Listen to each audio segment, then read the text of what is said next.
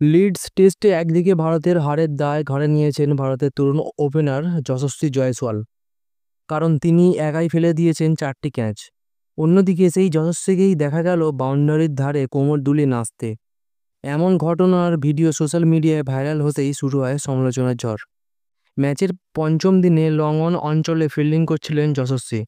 পেছনে ইংল্যান্ডের সমর্থকরা তখন গান গাইছিলেন। আচমকাই যশস্বী সেই গানের তালে কোমর দুলিয়ে দুইবার নাচেন এবং হাসেন। ম্যাচ তখনও ভারতের বিরুদ্ধে এগোচ্ছে, আর মাঠে এমন আচরণে ক্ষিপ্ত হয়েছেন ভারতীয় সমর্থকেরা। যশস্বী অবশ্য প্রথম ইনিংসে একটি গুরুত্বপূর্ণ শতরান করেছিলেন, কিন্তু 4টি গুরুত্বপূর্ণ ক্যাচ হাতছাড়া হওয়ার ফলে ম্যাচের মোড় ঘুরে যায়।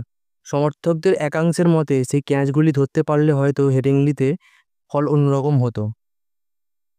এদিকে এই ঘটনায় সোশ্যাল মিডিয়ায় ভরে উঠেছে নানা মন্তব্যে।